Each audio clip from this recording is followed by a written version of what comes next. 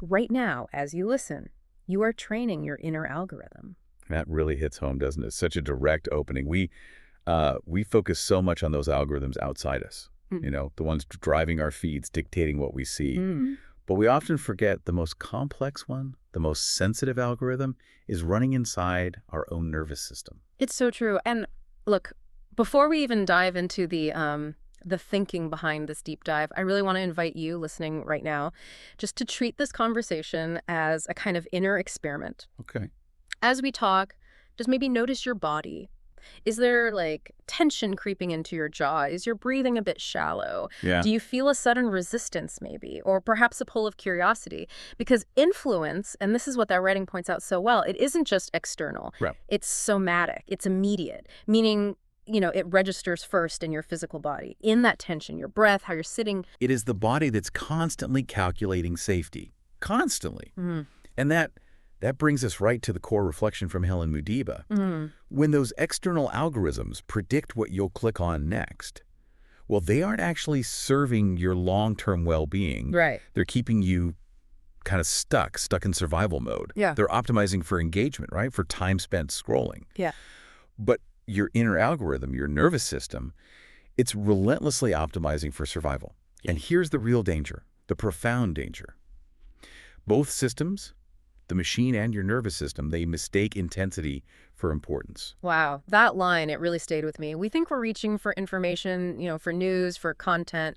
But deep down, what we're actually seeking is a feeling. Maybe it's certainty, maybe it's wanting to feel connected, or perhaps just, validation, or even just distraction from feeling uncomfortable. Exactly. And our body, which is the real algorithm here, it learns what feels safe through repetition. So if you constantly feed it crisis, urgency, drama, it tunes itself to that frequency. The frequency of constant threat. Precisely. And this links directly to the neuroscience. Our brains are fundamentally predictive machines, always trying to anticipate the next moment, scanning the horizon based on what just happened, trying to fill in the blanks. Okay. And dopamine, which we often just think of as the pleasure chemical, Right. it actually rewards anticipation more strongly. It's the promise that something meaningful or critical might be coming. Ah, I see. So the scrolling. Exactly. When we endlessly scroll, looking for novelty or crisis, we're constantly hitting that anticipation loop, rewarding it. Okay. And this chronic state, this constant engagement with what feels like threat, it narrows our perception. It actually dims the prefrontal cortex, Yeah. the part that handles nuanced critical thinking perspective. The rational part, yeah. While the amygdala, our sort of neurological smoke detector, Gets hyperactive. wildly hyperactive. So we tune in looking for danger. And the feed, both the external one on our screen and the internal one in our head, it obliges. It gives us more danger. It becomes this relentless self-fulfilling prophecy. It's a nervous system feedback loop, isn't it? And it gets incredibly hard to break because the information itself becomes the addiction.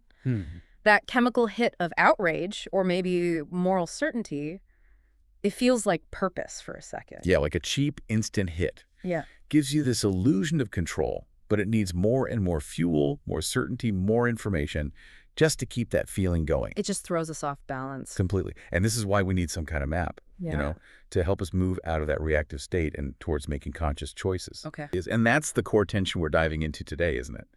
This question, Helen Mudiba raised it so powerfully. It really forces us to confront this modern paradox. Why are we consuming more? More information, more content, more, supposed connection than ever before, Yeah, way more. but feeling, well, less anchored, less satisfied, It's- and honestly, profoundly less present in our actual lives. It's a crucial distinction, I think. Yeah. Because when those external algorithms predict what you'll click next, they aren't really serving your highest potential, are they? Or leading you towards, greater clarity. No, not primarily. They're mostly keeping you stuck in that survival mode. Exactly. They profit when we're unsettled. It's their business model in a way. So if we keep engaging from that unsettled place, we're essentially kind of outsourcing our own capacity for self-regulation to systems that fundamentally thrive on our chaos. It's quite the loop. And that's why we invite you, as you listen, to approach this discussion, not just as an intellectual thing. Think of it as an immediate inner experiment. Okay. As we talk about these patterns, just notice your body. Do you feel a sudden clenching, maybe? Yeah. In your jaw? Oh. Or perhaps you drift towards distraction. Or maybe, just maybe, a genuine spacious curiosity arises. Because influence, it's somatic, isn't it? It's profoundly somatic. It hits the body first. Yeah. Long before the mind processes the abstract idea, the impact is right now, Yeah. immediate. So let's really unpack that central insight, the one that, drove this whole deep dive. It's the truth that feels reversed. We've always believed that we consume information, but the insight here is that what we consume, it's actually consuming us. That's it. It's shaping not just the conclusions we draw, but like the baseline frequency of how we feel, who we instinctively trust, and even what we believe is genuinely possible for our future. It's huge. The human body, really, is the original algorithm. That's a vital leap to make conceptually. The original algorithm, I like that. Yeah. Long before Yeah. Silicon Valley figured out how to map and predict our preferences, our central nervous system was hardwired over millennia to learn safety through repetition. Right, through experience. Exactly. It regulated based on which voices soothed us, which stories brought that sense of communal belonging, which collective rituals restored a feeling of order. Okay. So when we reach for our devices today, that frantic thumb swipe, we're not just seeking information. Fundamentally, we're seeking a feeling. A feeling, like regulation. A regulation, yeah. Or a release, maybe a validation. Right. And the body, because it's brilliantly and sometimes terrifyingly adaptive, it just organizes itself around that search. It learns the pattern. But wait, hang on. If our nervous system is just trying to seek safety, why does chasing information through the feed so often leave us feeling, well, less safe? That feels like the core paradox, the tricky part of this whole attention economy. It is. Because both the algorithms and our primitive brain, they make a critical error. The mistake intensity for importance. Intensity for importance. The algorithms, they optimize relentlessly for engagement, the click, the scroll, the share. Right. And what guarantees engagement? Novelty, urgency, outrage. The strong stuff. The strong stuff, exactly. Yeah. If it's loud, shocking, or feels like it requires immediate attention, our primal brain, which was honed over ages to respond to immediate threats, like a predator. Yeah. It just assumes it must be essential for survival. The feed basically weaponizes that ancient wiring. Okay, that makes perfect sense then. So let's get specific on the neck science here for a second. This is where the deep dive really lives, isn't it? Our brains are fundamentally predictive machines, always trying to guess what's coming next based on what just happened. Exactly right. And the star player here is dopamine. But we need to understand its function correctly. It's often misunderstood. How so? Well, dopamine doesn't primarily reward pleasure itself. It rewards anticipation. Ah, the seeking part. It's the engine of seeking, yes. That little flash of a notification, that promise that something meaningful is coming, maybe a crisis confirmed or an insult validated or even just a connection established. Yeah. That's what creates the compulsion. The dopamine rush happens in the expectation of the click, which reinforces the scrolling loop itself, almost regardless of the quality of the content we actually find. Wow. So when we habitually consume content that's just saturated with novelty and crisis, we're essentially tuning our whole nervous system to permanently scan for those frequencies. Precisely. The brain learns that threat is imminent and continuous. Which leads to that state of constant vigilance. Yes. This constant vigilance, it narrows our perception. Research defines it as the brain becoming a vigilant sentinel. A vigilant sentinel. Historically, that sentinel function was crucial, right? Spotted the predator, detecting the sudden storm, absolutely vital. But now? But the modern feed hijacks this. We're now scanning for threat in every notification badge, every aggressive headline, every subtle shift in a pundit's tone. It sounds exhausting. The system is exhausted, constantly on high alert. And the predictions we start making about the world, that it's hostile, chaotic, uncontrollable, they become self-fulfilling prophecies simply because the feed obliges us. It keeps delivering confirming data points for that feeling. And the cost of this constant consumption, this seeking of external regulation, is that we lose our internal authority. We sort of surrender our ability to regulate ourselves. That is the core point. Absolutely. Historically, regulation required synchronized rhythms, collective witness within a community, shared stories, shared rituals. Today, our stories are global, instantaneous, and shaped by machines that learn our specific fears faster than we can even articulate them sometimes. It is. So sovereignty, in this context, it isn't about detaching from the digital world entirely. That's probably unrealistic for most. It's about conscious, intentional participation. Okay. The core question shifts from what we consume to from which part of ourselves are we consuming. Ah, okay. Like, am I consuming from the fearful self, Oh, the striving self, or the integrated, grounded self? exactly. That's the crucial distinction. Okay, so if the problem is this widespread algorithmic surveillance of our nervous systems, how does the research suggest we even begin to reclaim control? It sounds like a monumental task, honestly, when the whole environment feels designed against us. It sounds monumental, I agree. But the pathway begins simply. It starts with awareness, just noticing. And that's what leads us to the pathway to sovereignty, the framework developed in this reflection we're discussing. Right. It's described as a nonlinear path, meaning we often move back and forth between stages. It's not like climbing a ladder perfectly, Yeah. but it represents a fundamental shift in how we relate to safety, control, and choice. We shift from just responding to external threat to learning to trust our internal resonance, our gut feeling, if you like. Let's establish the landscape of that pathway then, because the terms are important here. We need some anchors for these concepts. Absolutely. So we move through roughly 6 levels, remembering they're not strictly linear. First is survival. This is anchored in reactivity, threat avoidance, just trying to get through. Got it. Then stability is where we recognize the chaos and start building some controlled boundaries, trying to manage it. Okay, like putting up walls? Sort of, yes. Then comes self-awareness. Ah. This is the big realization that our inner state, how we feel, dictates what we seek externally. Ah, the connection. Then integrity. This means filtering our consumption based on genuine internal truth, and importantly, somatic resonance, how it feels in the body, not just external rules. Right, not just shoulds. Precisely. Then wholeness.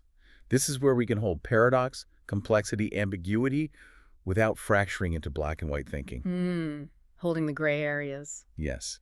And finally, freedom. This is anchored in presence, where we can participate consciously in the world, engage with information without being consumed or swept away by it. That's really helpful. So integrity, for example.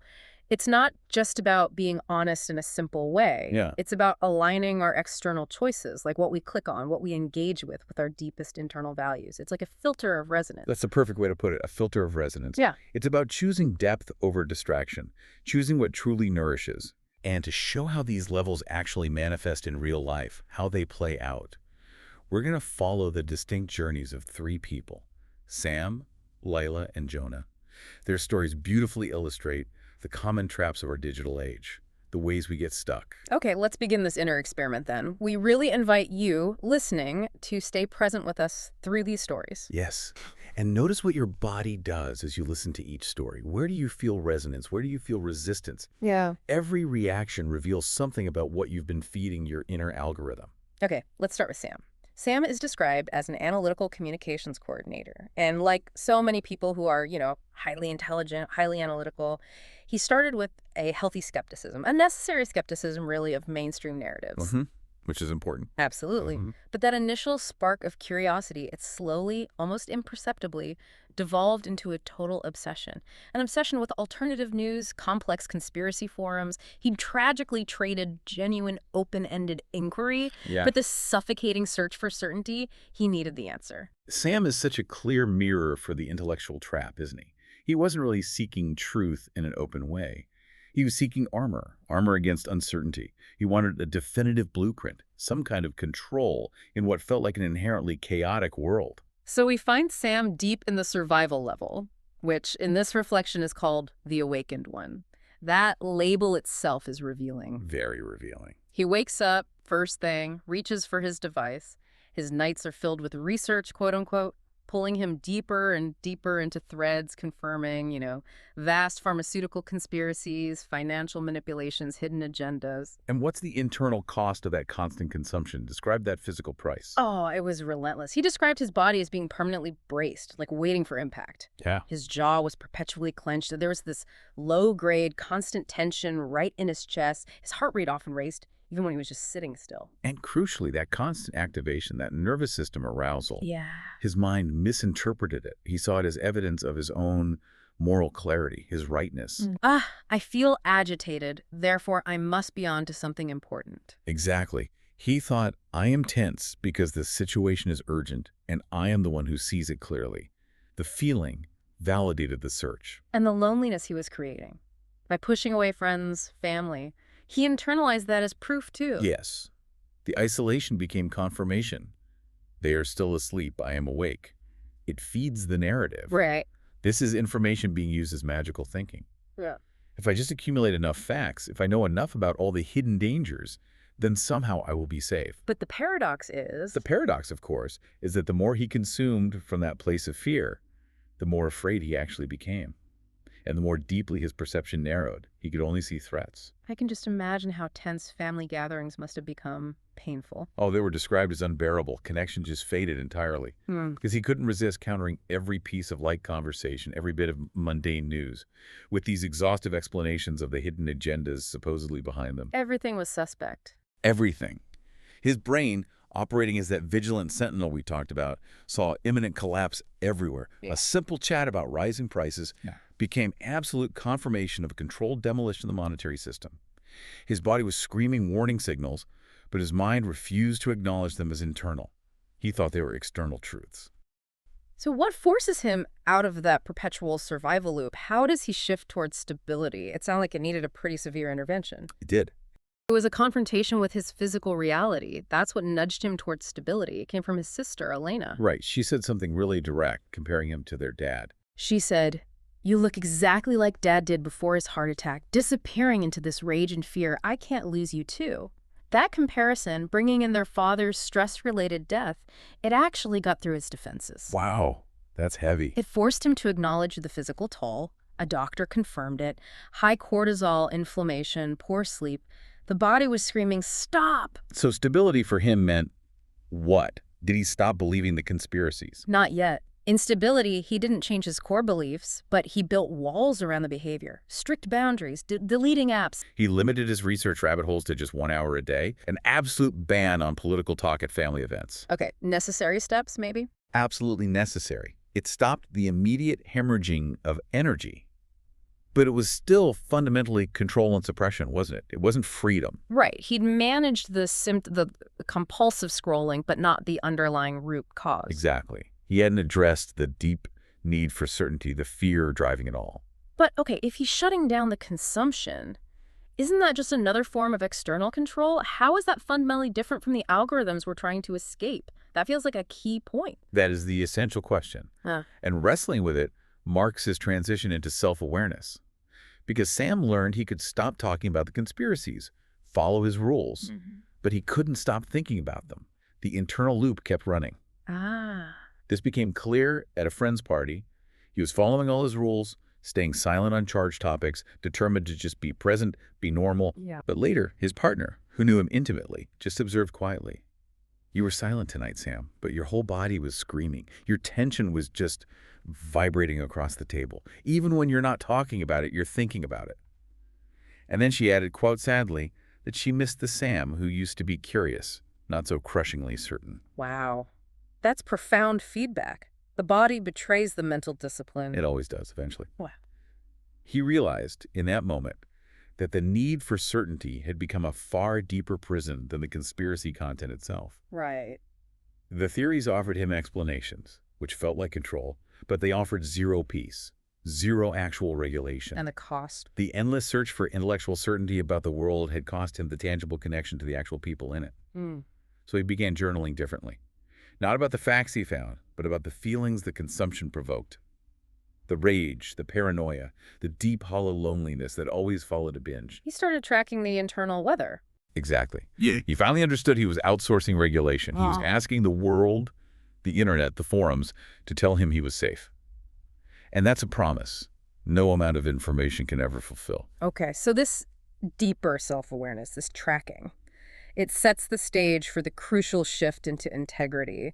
How does he apply this new somatic awareness? Where's the real-world test? The test arrives, as it often does, right back at a family gathering, predictably. Of course. His uncle, Mike, brings up a headline, some current event, and Sam knows, factually, that his uncle's take is based on a misunderstanding of, say, market mechanics or whatever. Right, the expert urge kicks in. Instantly, he feels that visceral urge to correct. His chest tightens, his breath catches, his fingers actually twitch towards his phone, that muscle memory of reaching for the receipts, the proof. The default setting. The vigilant sentinel is still trying to take over, even with the awareness? It is. It's strong wiring. But this time, Sam pauses.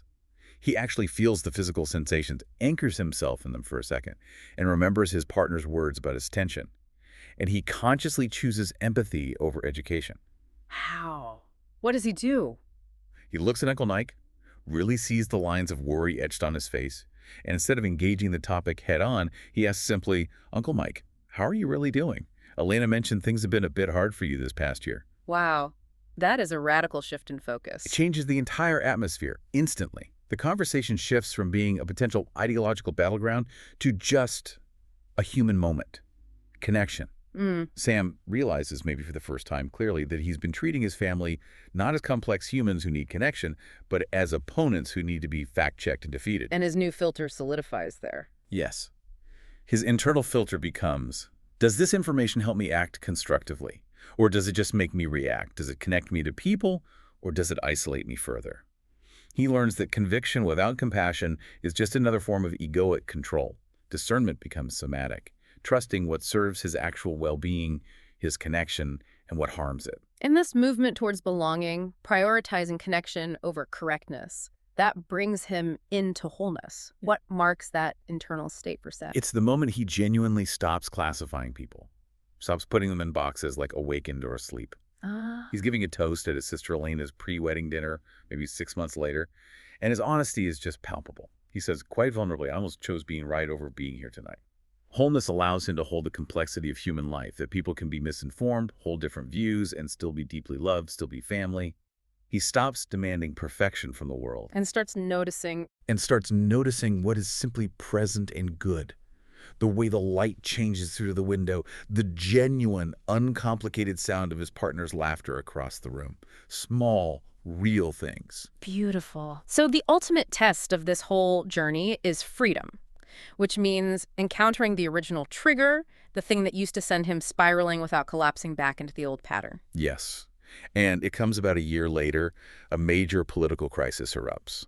The kind of thing that used to be his catnip. Okay. The old forum friends start calling, texting, they're jubilant, claiming total vindication. "See, we told you." And Sam feels it. He feels the genuine pull of that old urgency, that desire to dive back in, to know. Why? But he anchors himself.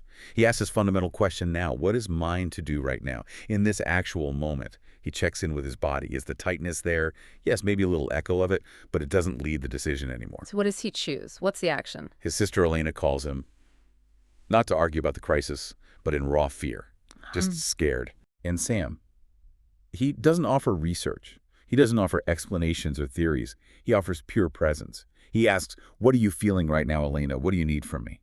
He listens. Wow. He chooses connection. A simple family dinner that night where they just hold space for the shared anxiety, the uncertainty over the false certainty he used to chase through research. He had finally learned, truly learned, that security was never found in the information. It was only ever found in its capacity to meet life, whatever it brought, present and grounded. Sam's story is just such a powerful lens into that intellectual certainty trap. And the reflection it leaves us with is profound. You scroll for certainty, believing that if you just know enough, you'll finally be safe. Okay, now let's shift gears completely. We move from Sam's intellectual trap to Leela's, which is quite different. Leela is presented as this articulate, seemingly serene wellness content creator. Her online presence is all about, perfect peace, curated serenity. Her trap wasn't the search for hidden dark truth. It was the performance of borrowed light. She confused wisdom she consumed with her own inner knowing. Leela's journey really illustrates the imitation trap so well. She built her sense of safety on this beautiful, but ultimately quite brittle facade. Her story, as described, starts in stability. But it's a particular kind of stability defined here as curating serenity. Describe that curated illusion of stability. What did her feed look like? Oh, it was aesthetic perfection. You know the type. Soft lighting, artfully arranged herbal teas, daily quotes about surrender, flow, letting go. Yeah, very familiar. She collected teachings, gurus, spiritual mentors, different modalities, like safety nets. She was attempting to control her own messy inner landscape by strictly adhering to these external protocols of peace. So she was outsourcing her regulation. Completely. Relying on what we might call parasocial safety, borrowing emotional regulation from these external figures she followed, rather than cultivating her own resilience, her own inner compass. That sounds utterly exhausting, trying to maintain that illusion constantly. It was profoundly draining. The body knows, doesn't it? Yeah. Beneath that perfect aesthetic calm, she was suffering from deep exhaustion. Because safety, built purely on imitation, requires continuous performance. And when reality hits. Exactly. The moment the script of Serenity didn't fit, when real grief showed up, or anger, or just confusion, the whole construction threatened to collapse. It wasn't robust. So what was the catalyst for her? What pushed her into genuine self-awareness? Again, it was an intervention from someone who knew her authentic self, an old friend Maya from before her content creator days. Someone who knew the before picture. Precisely. They met for coffee, and Maya, who remembered Leela's much rawer, louder, funnier self, said something completely disarming. She said, "You know, I miss the Leela who laughed too loud and occasionally made really inappropriate jokes. This version of you, it's so beautiful, so calm, but I don't know if she's real." Ouch. But also truthful. Painfully truthful. And it landed precisely because Leela knew the dissonance was true. She felt it deep down. And was there another piece to that awakening? Yes. Shortly after, a question from her therapist really pierced the illusion. The therapist asked, quite simply, "Leela, putting aside what you think you should want or what your feed says you want, what do you actually want?" And she didn't know. She realized with a shock that she didn't know. She had systematically replaced her genuine desires, her suppressed grief over a loss, her justifiable anger about something, her quiet, messy longings with these borrowed, spiritually correct objectives she'd gleaned from others. So she was consuming content about, say, radical authenticity while performing something entirely fabricated. Wow. She was consuming the idea of healing, the aesthetics of healing, rather than engaging in the messy, imperfect, often unphotogenic act of healing itself. That's a powerful distinction, consuming the idea versus doing the work. It is. And this realization, this gap, is what sparks her shift into integrity.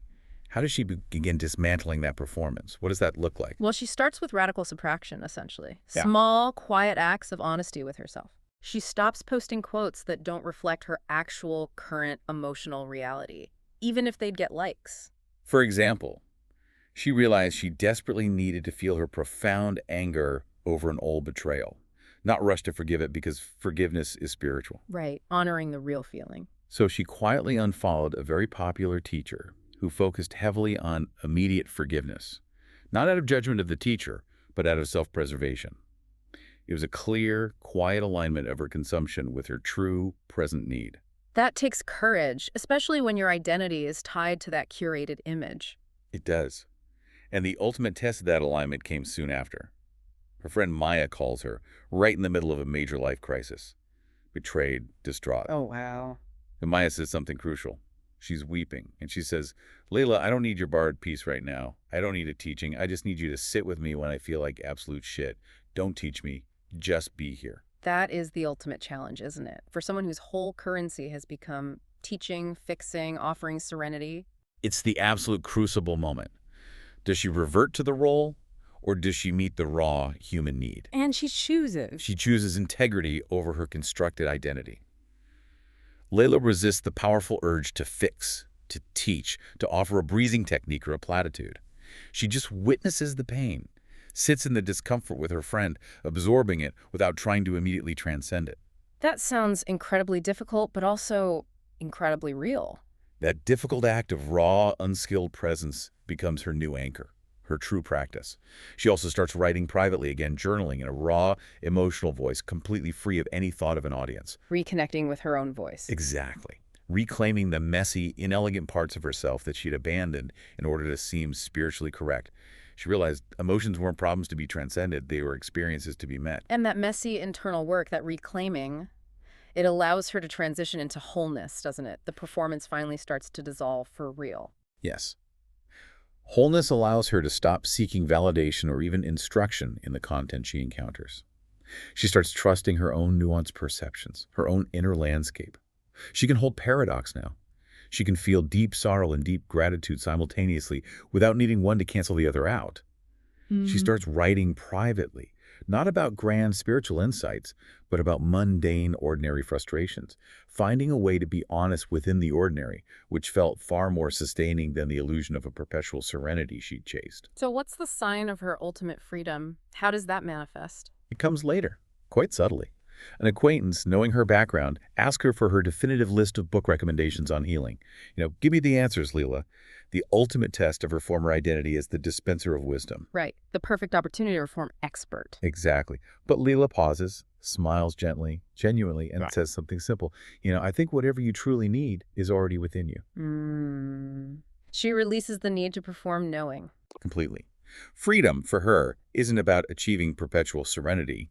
It's the capacity, the spaciousness, to allow grief, joy, anger, confusion, whatever arises, to move through her without the compulsion to capture it, curate it, analyze it, or solve it for public consumption. She moves from spiritual bypassing. Yes, trying to solve emotions with the right practice or insight. To integration. To integration, just allowing them to exist, to move, to teach her something without needing to fix them immediately, trusting her own discernment.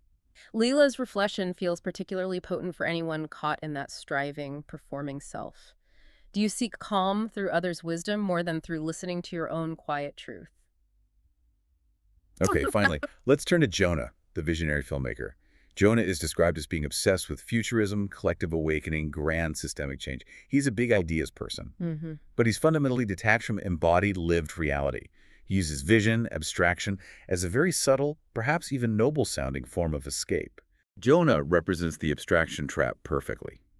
His consumption loop is highly intellectual, maybe even more so than Sam's, but focused on the future, the potential.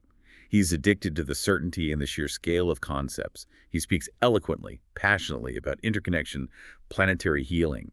But his actual relationships are abstract. His own body feels merely like a vehicle carrying his brilliant mind around.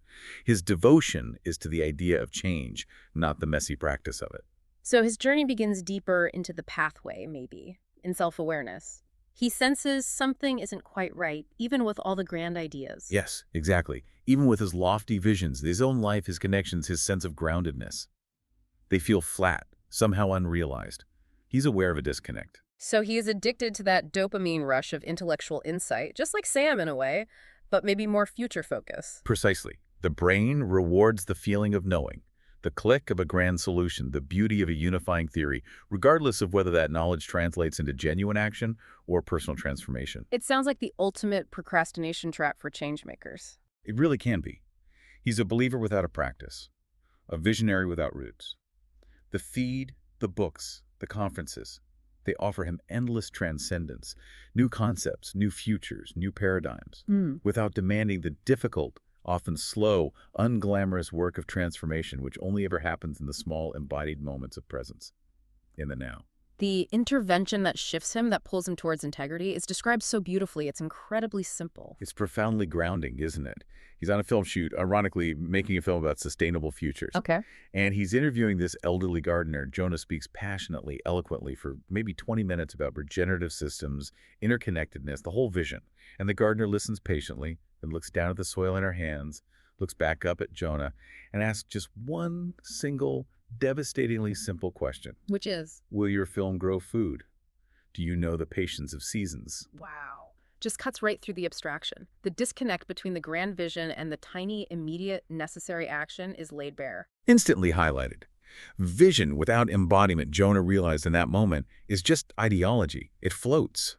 He'd spent years consuming these grand visions of a better world without ever actually touching the soil, without respecting the slow, quiet, non-linear intelligence of growth. So integrity, for him, begins with? Integrity begins with planting something small. Herbs on his windowsill, tomatoes in a pot, a genuine commitment to the physical reality he had only been theorizing about, bringing the vision down to earth. Yeah. Literally. That first foray into the physical, into the embodied, it must have been fraught with his old pattern of control, of intellect driving everything. Oh, absolutely. His initial attempts were still totally driven by the intellect, by the need to get it right. He meticulously researched the perfect watering schedule, the optimal soil pH, the ideal sunlight exposure, convinced he could control the outcome with enough information. Yeah. His first plant died, he overwatered it, drowned it with control. Trying to command life. Exactly. He was trying to command life, not cooperate with it. That little dead plant was his first really tough teacher in this new phase? The lesson was stark. Presence is not the same as control. Trusting life's quiet intelligence requires patience, listening, responding, not intellectual force. That failure, that lesson from the plant, it moves him in wholeness, doesn't it? Where devotion becomes an actual, physical, imperfect practice. Yes, he finally learned the lesson of slowness. Humility, perhaps. The second plant, the one he approves differently, it thrived. He backed off. He tended to it by observation, by feel, rather than by strict intervention based on theory. Mm. And when he finally held that small, imperfect tomato, the actual, tangible result of patient, embodied work, he realized creation was real, not just imagined in his head. Transformation wasn't a light switch moment of global awakening. It was daily, unglamorous, humbling practice, showing up. And how did this embodied shift change his creative work, his filmmaking? That was his original medium. His focus shifted radically. His new films became much less aspirational, less about grand pronouncements of what could be or should be. Instead, they started capturing small human moments of ordinary grace. The way light fell on a neighbor's kitchen table, the quiet, unnoticed rhythm of an ordinary street. Simple presence. He made a film about his neighborhood. Yes, focusing entirely on what is, with all its imperfections and small beauties, not some idealized vision of what should be. Grounded observation. And that grounded work, that shift in focus, leads him to freedom. How does that manifest? The impact of this grounded work was profound, but in a very different way than he'd expected. A viewer wrote to him, not praising the scale of his vision or the brilliance of his ideas, but saying simply that the film about his neighborhood made me feel less alone. Wow, that quiet, specific connection. It felt exponentially more real, more meaningful to Jonah than any abstract sense of contributing to a grand awakening he had previously sought. He realized that attention without agenda, just bearing witness to the ordinary, creates genuine belonging. So he still engages with big ideas. Yes, he still follows big thinkers, reads future-focused work. But now his internal filter is different. He asks, what would it mean to live this, even in the smallest, most imperfect way right now? He finally chose creation, the small, slow growth of real, embodied practice, over the constant consumption of abstract, disembodied ideas. And Jonah's final provocative question remains with us. What ideas give you meaning, and do they also give you rest? Do they ground you or just keep you spinning in your head? So we look across these three distinct paths. Sam, who got trapped seeking certainty, Layla, who got lost in imitation, and Jonah, who escaped into abstract vision. What do we see? We see the three primary modern loops of reaction, really. Ways we try to cope with the overwhelm. Yeah. All three were intelligent, sensitive people. They were using consumption of information, of wellness, of ideas as a really sophisticated form of survival. But it was survival disguised as progress or awakening or healing. They were all seeking external solutions, weren't they? A final fact, a perfect practice, a grand unifying vision. To address what was fundamentally a deep, internal state of nervous system dysregulation, an inner unsettledness. And what we're seeing, what this reflection highlights, is that the highly personalized algorithms we live with now, they just amplify whichever of these loops we're already susceptible to. That's the key. Historically, maybe we had more collective mirrors, things like organized religion, shared mass media narratives. They gave us a shared, if often flawed, story to regulate against. Common ground, even if contested. Yeah. But today, algorithms control through the illusion of choice. They feel personalized, like they're serving us, but really they're just reflecting our individual nervous system anxieties back to us, amplified, instantaneous, and continuous. It's a very different landscape. It is. And the pathway to sovereignty offers the counter strategy, the way through. Let's just quickly revisit those choice points through this lens. When we consume from survival, we're seeking that immediate, intense relief, maybe the hit of outrage, maybe the comfort of certainty. But we're never truly quiet inside, are we? Never truly regulated. No, just ping-ponging. Exactly. Then from stability, we start to manage the chaos. We set boundaries, create rules, but we still feel reliant on those external controls to keep us safe. The locus of control is still outside. Right. Still managing, not free. Then The real shift starts with self-awareness. That's the moment we begin noticing the gap between what we think we're seeking online and what our body actually needs. the body speaks. You feel the tension, the constriction. You notice how certain content leaves you feeling smaller, more anxious, depleted, not actually more informed or empowered. And you start asking, what am I really looking for beneath this urge to click, to scroll? Which moves us towards integrity. From integrity, the filter shifts inward. We start asking, does this nourish me? Does it deplete my ability to be present? We begin choosing depth over mere distraction, feeling into the choice. Trusting the body's signal. Yes. And from wholeness, we develop the capacity to hold complexity, ambiguity, paradox, without fracturing into rigid binaries like us versus them, good versus bad. We trust our capacity to discern within the gray. And finally, freedom. Finally, from freedom, we can participate consciously. We're open to influence, open to learning, open to connection, but we're not consumed by the narrative tide. We're not swept away. We have an anchor within. And the point is, every level of this pathway, wherever you find yourself right now, it's a chance to pause, Mm. to feel that somatic pull of the old pattern, the old habit, and choose again, maybe just slightly differently this time. Exactly. The core question becomes, what are you currently feeding your inner algorithm? Day by day, click by click? Was it fear? Is it borrowed wisdom that doesn't quite fit? Or is it genuine, quiet inspiration that actually nourishes you? That feels like the foundational choice we have to make, consciously or unconsciously, every single time we pick up our devices. It is. And to help translate this whole conversation from, ideas into actual practice, we want to propose a concrete experiment, a small one. Okay, let's hear it. The next 24 hours, just one day, intentionally try to spend time without consuming content that reliably provokes outrage, urgency, or comparison. So that could be certain news feeds? Definitely. Yeah. Certain social media accounts, Yeah. maybe even some wellness content that consistently makes you feel inadequate or like you're not doing enough. Right? Be honest about what triggers those feelings. Be really honest. Yeah. And just notice what arises in the space that opens up when that specific kind of noise fades. Is it spaciousness? Is it boredom? Is it curiosity? Or perhaps, is it the deeper discomfort or feeling that you've been subconsciously using that content to avoid? Exactly. Yeah. Just notice. No judgment, just gentle observation. When the world feels too loud, too demanding, the instinct for many of us is to search harder, to find the final answer, the missing piece of information. Pause. Just for a moment. Don't immediately reach for certainty for another explanation. The profound moment you stop blaming the outside world entirely for your inner storm. That's the moment you start to reclaim your power. Let your attention settle, just for a breath or two. Settle below the frantic thoughts, into the steady rhythm of your own breath, maybe into the reliable sensation of your feet on the floor. Anchor yourself in the present, physical reality. Peace, as we've learned through Sam, Layla, and Jonah's journeys, it's not really downloaded in some big breakthrough moment, is it? Rarely. It's grown, slowly, often awkwardly, in the space between knowing all the answers and needing to know all the answers. That space of uncertainty. Yeah. And sovereignty, then, feels like soft power. It's the grounded capacity to be moved by life's beauty, its complexity, its sorrow, without being completely swept away by its fear or its manufactured urgency. It's the courage, maybe, to just be fully human with other humans, especially when we're navigating massive uncertainty together. Connection over certainty. Ultimately, yes. You don't need more information right now. You probably don't need the perfect system or the final answer. What do we need?